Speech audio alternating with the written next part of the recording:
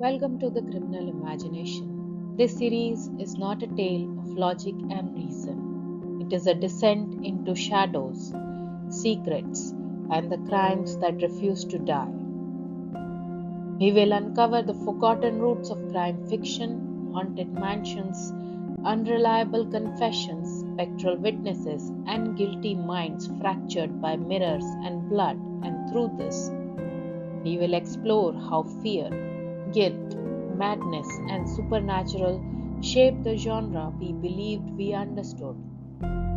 This is the archive of the repressed. Welcome to Gothic Evidence Dark Inheritance, a world where justice limps behind secrets, where madness wears a velvet coat, and the blood on the floor tells stories older than law or even time.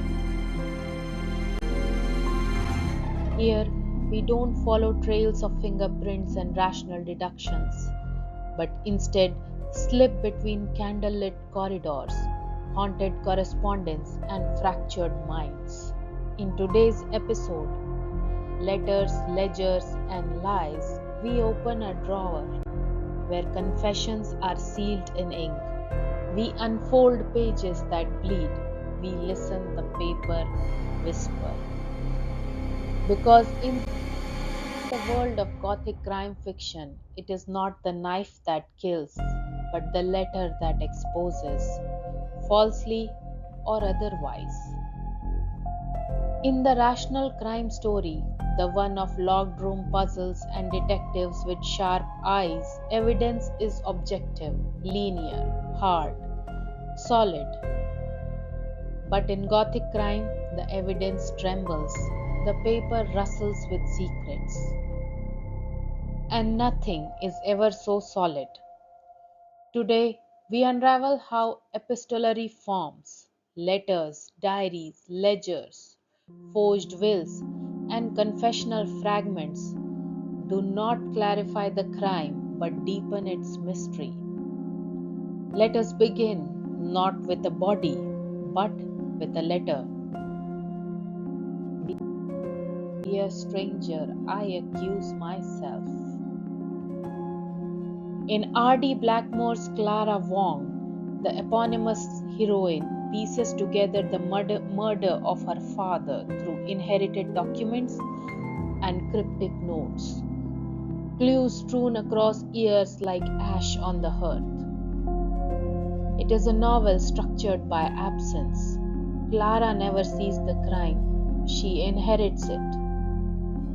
It arrives in the form of cryptic scraps, locked drawers, legal delays, and family secrets sealed in wax. She writes, "The history of my father's death is the history of my soul's unrest." Here, the document is not an objective trail of facts. It is an echo. It is an infected inheritance. The letters Clara reads do not explain, they accuse. They raise questions the present cannot answer. And that is the first Gothic truth. A letter is never just a letter, it's a ghost, presence from the past, a curse that has learned to write. In Brazil, a century later, Chronicle of the Murdered House by Lúcio Cardoso offers us one of the most complex and tormented examples of epistolary crime. A family, aristocratic, decadent, dying, writes itself into oblivion. The novel is told entirely through letters, diary entries, confessionals, hospital reports, religious statements, servant testimonies. It is not one voice, it is a choir of disintegration. And at the center is the house, a decaying mansion that seems to bleed into its inhabitants. What happens in the house? Murder, madness, incest, collapse. It refuses to be told by any single narrator. Every written account contradicts the next. One brother writes of honor, another writes of temptation. A servant describes a scream, a mother prays in guilt, a son sees visions. Together they form a murder, but not a verdict. This is the second Gothic truth. The epistolary forms fractures time. We do not move forward, we fall sideways. Time in a ledger is not a line, it is a spiral. Every new letter drags us backward. Every confession unearths older crimes. The more one writes, the less one knows.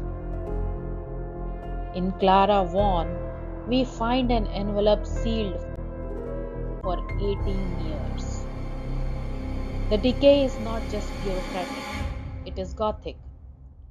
Time itself has turned monstrous. Why was the letter hidden? Who delayed it? Who forged the will? The document has become a corpse, dead, delayed, exhumed only to rot the air. Even more disturbing, it is written in a woman's hand. The feminine signature is a recurring motif in Gothic crime fiction. A woman's handwriting is often misread, doubted, faked, or worse, real. To sign is to be exposed. To not sign is to be suspected. To forge a woman's letter is to conjure a phantom.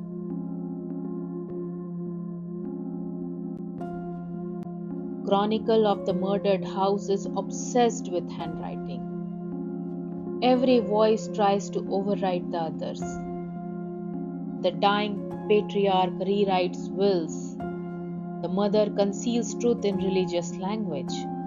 Letters are intercepted, others are never sent. The house itself seems to be reading. And this is the third Gothic truth. The house is often the final reader. Every letter written inside it bends to its atmosphere. The walls keep score. Letters also become mirrors, and in Gothic fiction, mirrors do not reflect. They distort. They split the self. In both Clara Vaughan and the Chronicle of the Murdered House,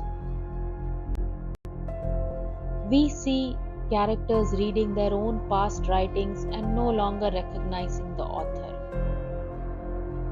What is this document? Who wrote this shameful line? Did I truly say that? Did I love that man? Did I kill? One character in Cardoso's novel opens his own journal and whispers, "This is not my voice, but it is my guilt." Gothic crime fiction understands something detective novels rarely admit. We do not always recognize our own voice.